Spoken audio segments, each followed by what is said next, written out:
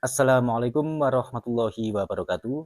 Dalam perjumpaan kali ini saya akan mengulas lagi tentang fosil Gallikelor yang mempunyai badar. Ya, setelah saya mengulas tentang fosil Gallikelor yang mempunyai badar, baik itu badar emas atau fosil Gallikelor yang mengandung badar perak.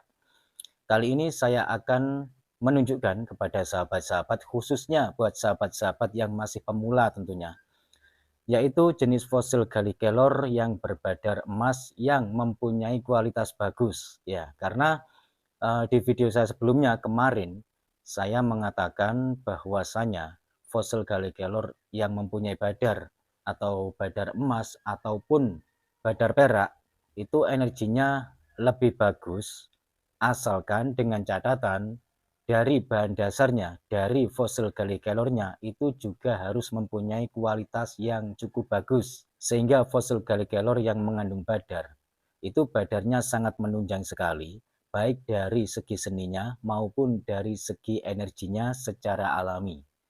Ya, ini adalah fosil Gallikelor yang saya tunjukkan kemarin, yaitu fosil Gallikelor yang mempunyai badar emas. Kandungannya ini adalah badar emas dengan bahan dasar material atau dari jenis fosil Gallikelor yang mempunyai kualitas bagus tentunya. Mungkin sahabat-sahabat yang masih pemula sedikit kebingungan atau bertanya-tanya, kualitasnya yang bagus itu yang bagaimana?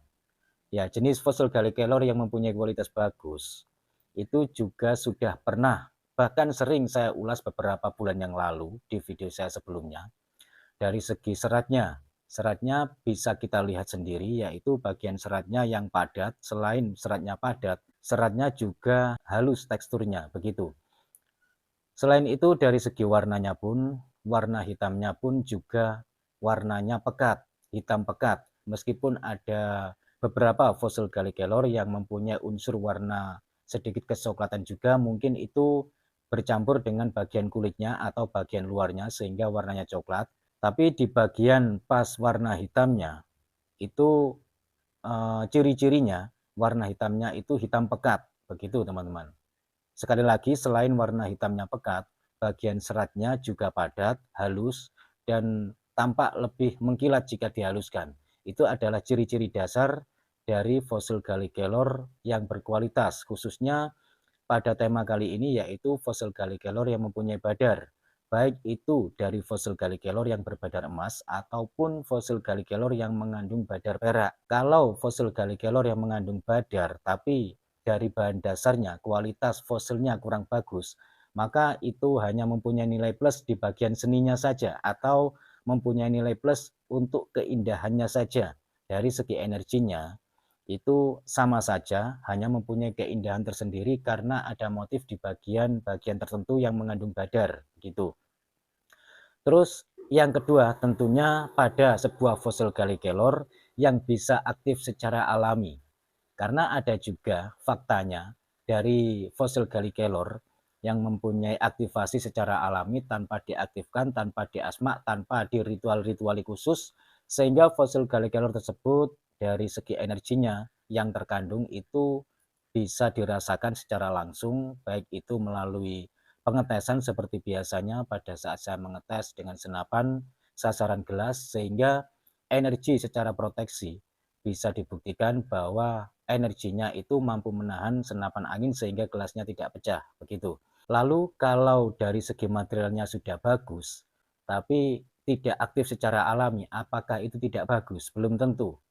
Kadang ada kalanya fosil Gallikelor itu yang awalnya aktif, fosil Gallikelor tersebut bisa pasif dikarenakan beberapa hal. Nah, biasanya ada jenis fosil Gallikelor yang mungkin secara alami energinya itu tidak selaras dikarenakan sesuatu hal tentunya yang tidak kasat mata, yaitu berbenturan dengan energi lain, sehingga energinya itu bisa pasif atau bisa juga energinya yang secara alami. Itu pasif untuk sementara dikarenakan awal pembentukan.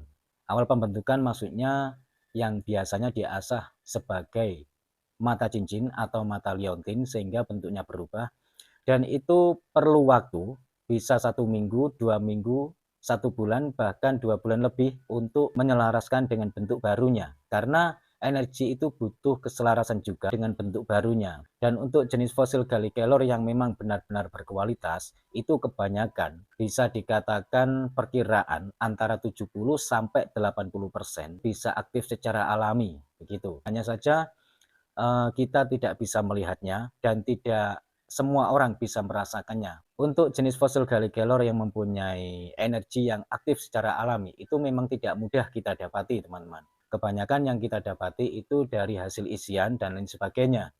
Dan apakah yang dari hasil isian itu tidak bagus? Bagus saja, sama saja bagus saja, hanya saja perbedaannya kalau diisi itu berasal dari sebuah kodam atau energi kodam.